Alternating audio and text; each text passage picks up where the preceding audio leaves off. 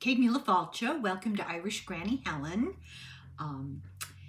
I have kind of an interesting profile of a person to talk about today, and I did this research at the request of our friend Nate from The Third Wish, and we were both taken aback by what we found.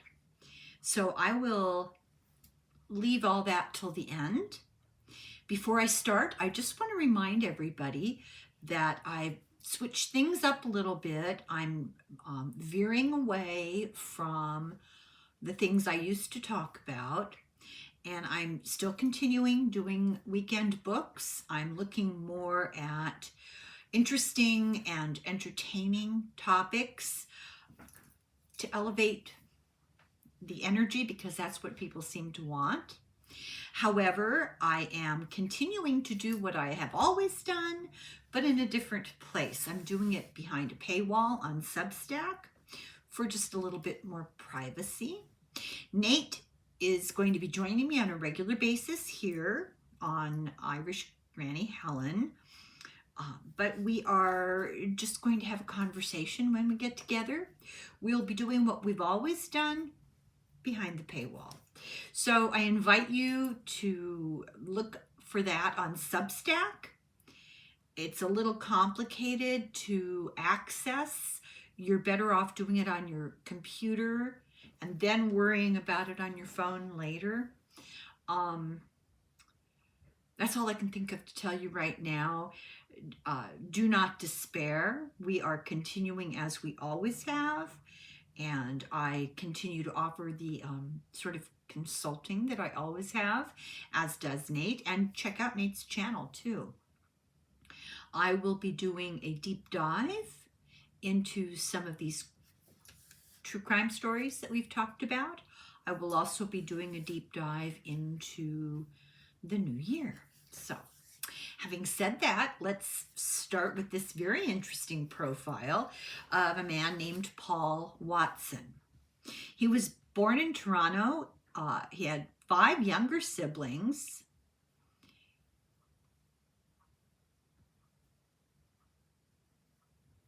When he was a child, I can't read my handwriting. Probably I should put on my glasses.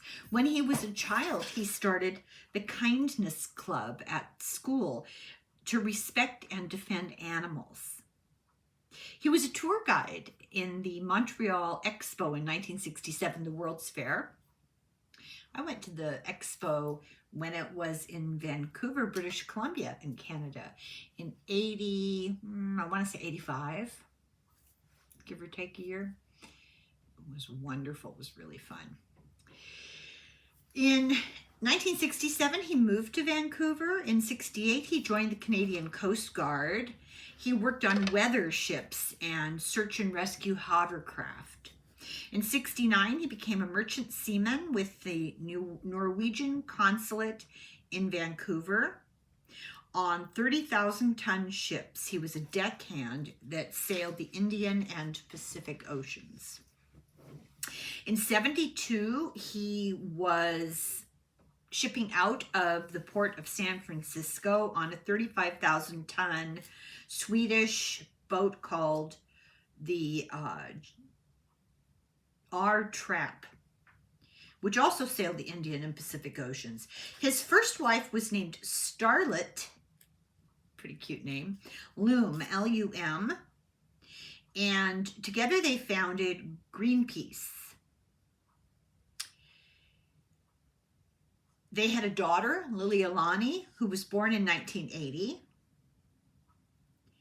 and they were also involved in Earth Force, Project Wolf, and the Sea Shepherd. Apparently that didn't work out because now he's got a second wife, Lisa De Stefano, who was the director of operations for the Sea Shepherd, and they did a whole anti-whaling campaign against the Makah Indians and that's what it says here, in oh, I didn't write down the date, but I think it was in the 90s. His third wife was Allison Lance, who was an animal rights activist and had been a volunteer crew member on the Sea Shepherd. Together, they have 2 grandchildren. His fourth wife, Yana Rusinovich, who he married on February 14th, Valentine's Day, 2015, and they have 2 sons. He ran for Canadian Parliament twice, and now we'll talk a little bit about his activism.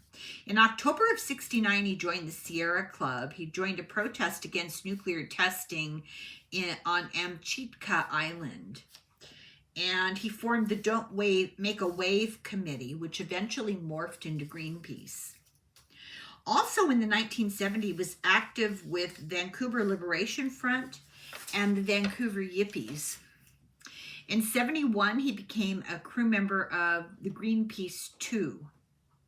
In '72, he became the skipper of the Astral for Greenpeace. In the mid-'70s, he was on several Greenpeace voyages. For anyone who doesn't know, Greenpeace is, they're sort of activist warriors for all sorts of environmental issues. Apparently, he was not a founding member of Greenpeace, although he claims he is, so I guess it's debatable. He was an early influential member.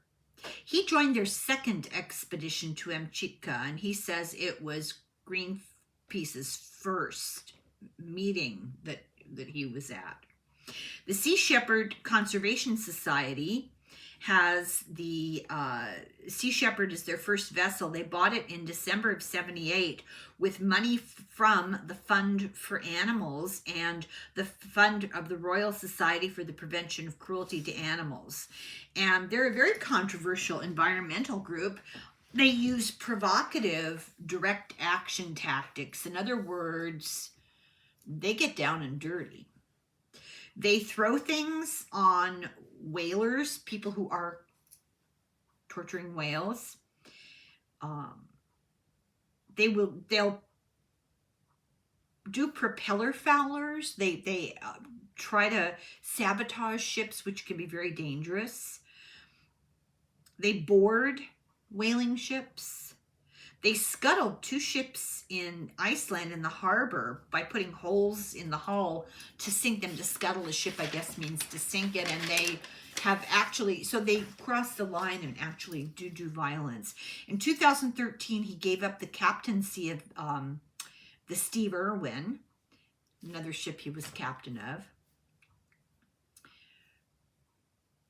He was the focus of Animal Planet Whale Wars. I guess that was a show.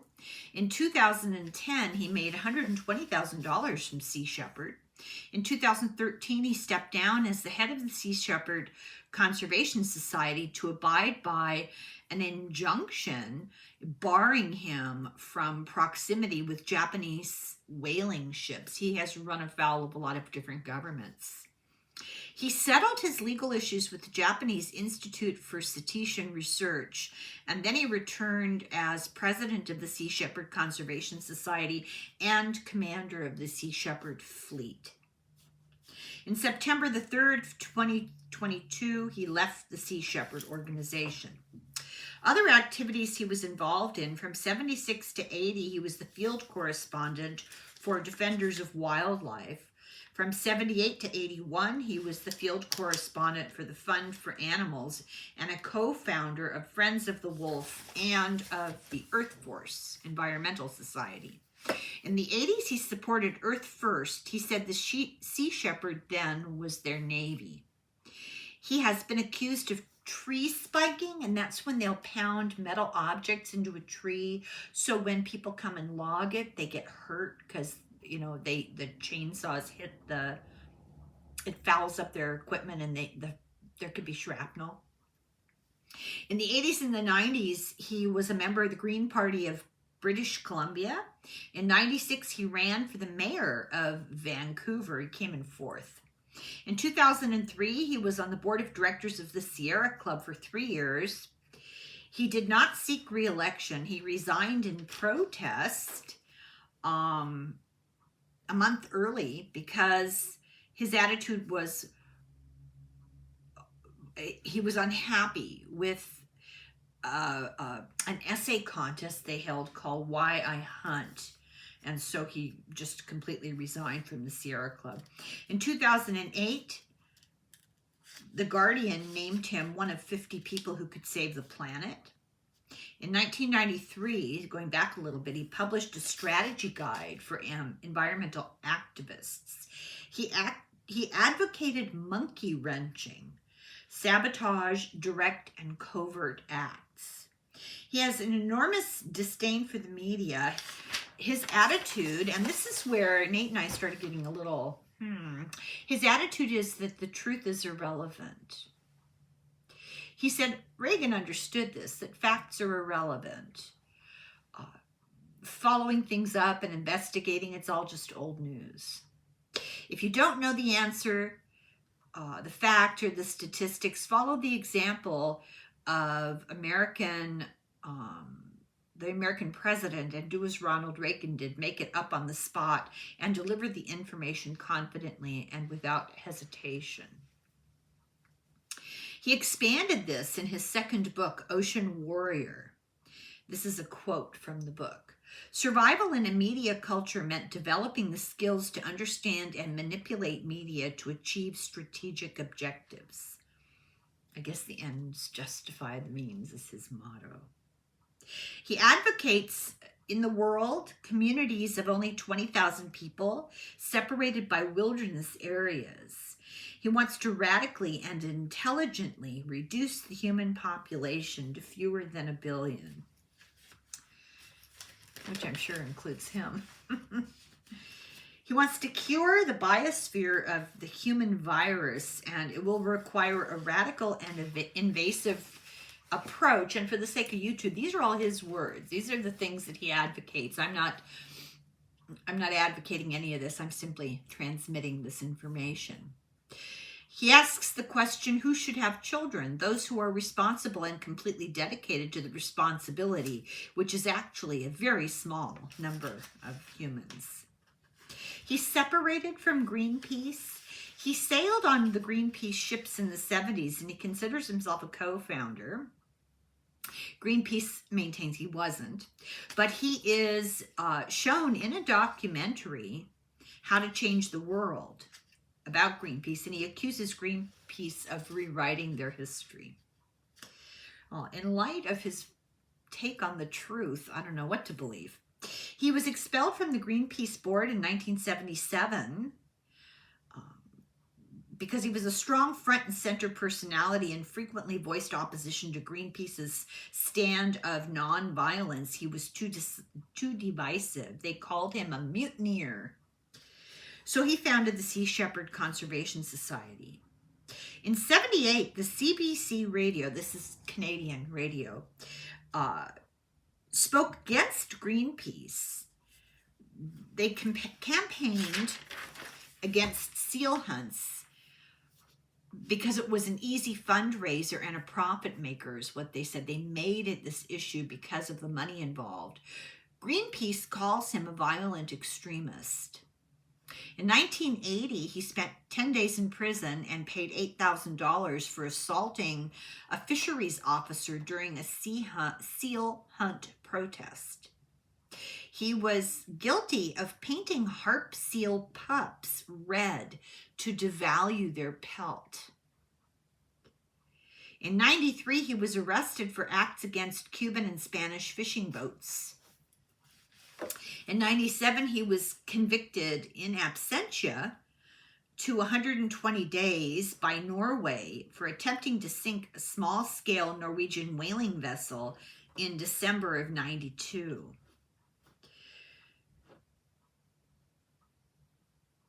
The Dutch did not hand him over to Norway. They held him, I guess they got him, they got their hands on him, and they held him for 80 days before they released him without extraditing him to Norway. There have been no successful attempts to prosecute him, although there have been attempts. He claims that international law is the right to enforce maritime regulations against illegal whalers and sealers. He says that international law gives him permission to do this stuff. And 86 activists went to Iceland to sink 2 ships in a port at Reykjavik, and they damaged the whale meat processing factory there. Watson took responsibility. He said, "I am responsible." It's pretty clear. He was deported without charges and is now a persona non grata in Iceland. In 2010, the Japanese Coast Guard set out an arrest warrant for him for sabotage on Japanese whaling fleet. Interpol says he's wanted by Japan for breaking into a vessel and doing damage to property and obstruction. In 2012, Interpol was asked, they were invited on request by the Japanese to locate, arrest, and extradite him. In 2012, he was detained by Germany for this country of Costa Rica. So Costa Rica was after him too, because of an incident in 2002 where he got in a fight with a vessel in Guatemalan waters. The other ship said he tried to kill them. They claimed that he was really violent. He was charged with violating navigational regulations by creating a situation that would be a danger to shipwreck. During the filming of Shark Water, and because it was during this filming, prosecutors dropped the charges when they saw the video, because all of this happened while the filming was going on, and they were able to actually make his case for him with the video. He was released on 250,000 euros bail. Oh. And he had to check in with the police every day. In June, Costa Rica asked for extradition. In July, Japan asked for extradition. This is from Germany. But he left Germany with a warrant after him for his immediate arrest. And he knew that in June of 2013, the Costa Rica statute of limitations was set to expire. So he thought he was all clear. August of 2012, Interpol put out a red notice against him for causing the danger of drowning or air disaster. The drowning part's what's relevant here. In 2012, he joined the crew of Steve Irwin in the South Pacific, fighting Japanese whalers. The Steve Irwin is the name of the boat. In March of 2019, Costa Rica did finally drop the charges. In July 21st, 2024, he was arrested in Greenland by the Danes, and they did it on behalf of the red note put out by the Japanese in 2012. This red notice had been removed online, and he thought that it was over and he was free to move about. On October 2nd of this year, there was a court session, and he was detained in custody, and this was renewed on October 23rd. So going back a little bit, in 1999, he ran for the Sierra Club board as a U.S. population stabilization and anti-immigration campaigner. And on the board, he supported other candidates for strict immigration controls to stabilize the United States population. And this is 1999. He's already into this. He was denounced by Morris Deese. Very interesting guy. I should do a video on him. He was denounced by Morris Deese of the Southern Poverty Law Center as a hostile takeover. All of his stuff in the board. A hostile takeover of the Sierra Club by radical anti-immigrant activists. He claimed he was restoring pre-1996 neutrality policy. Well, he left the Sierra Club in a huff in 2006. In April of 2008, the death of 3 Canadian seal hunters, the 4th is still missing, in an accident that happened between a fishing boat and the Canadian Coast Guard. He was somehow involved with this, and it's been called a tragedy, but the slaughter of hundreds of thousands of seals is an even greater tragedy. So that was what he said. He's been accused of trivializing the deaths of these fisher seal hunter guys. Watson said that the government was trying to distract from government incompetence because the men were being towed by the Canadian Coast Guard because they'd wrecked their ship, Watson's. And so the Coast Guard had to be called out to tow the seal hunter ship. And the Ministry of Fisheries just was worried about his political career, and then his argument was that seal hunting is not an industry that has any place in the 21st century. But in 1978, he said saving seals was cheap and easy fundraiser, that seals were not special, and they don't have any special status over other animals. Newfoundland and Labrador, the premier said this man is a terrorist. He was denied an Australian visa in 2009, and he claims it was to sabotage his Sea Shepherd campaign in 2010. In 2013, he did get an Aboriginal passport, which is not recognized by the Australian government. I thought that was really interesting. I didn't realize the Aboriginal peoples issue a separate passport. The season finale of Whale Wars documents that he was shot by the crew of a Japanese ship or the Coast Guard during an anti-whaling event in the Southern Oceans. He was hit by shrapnel under his body vest. He had a bulletproof vest, and the Japanese threw a stun grenade into the boat, and it created shrapnel.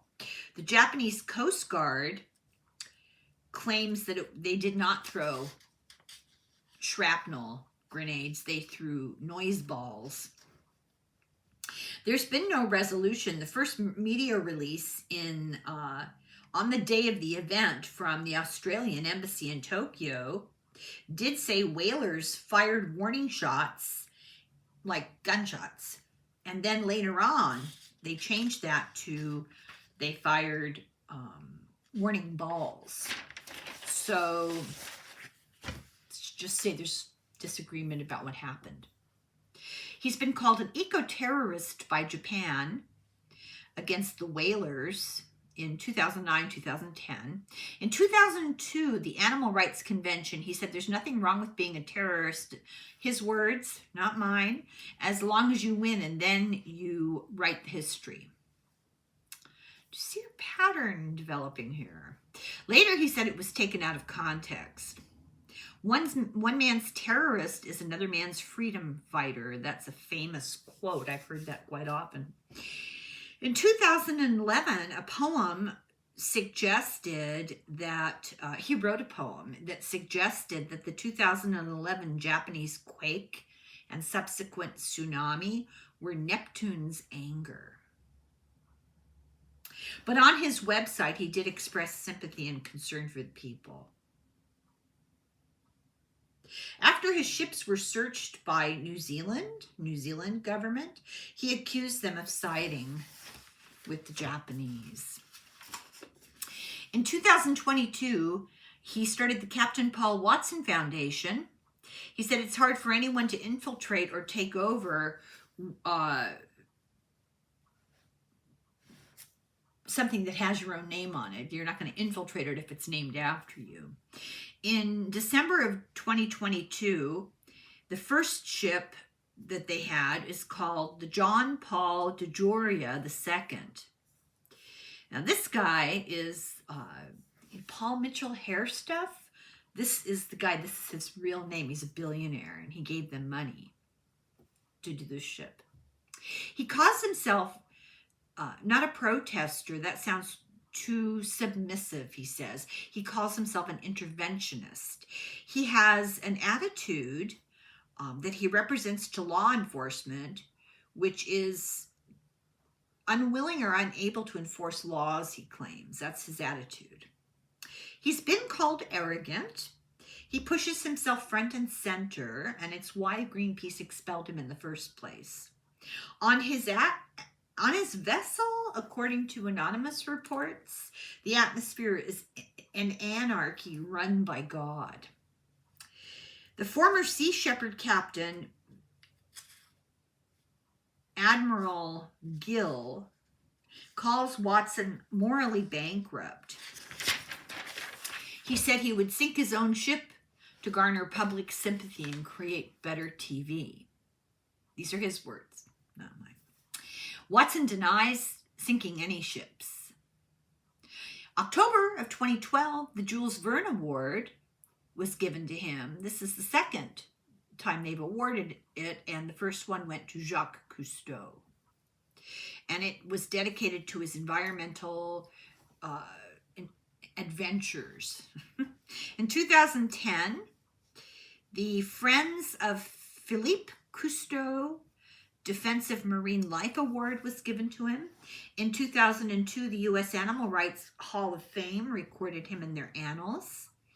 In 1999, George W. Bush gave him one of the Daily Points of Light Award. In 2000, he was one of the top 20 environmental heroes of the 20th century.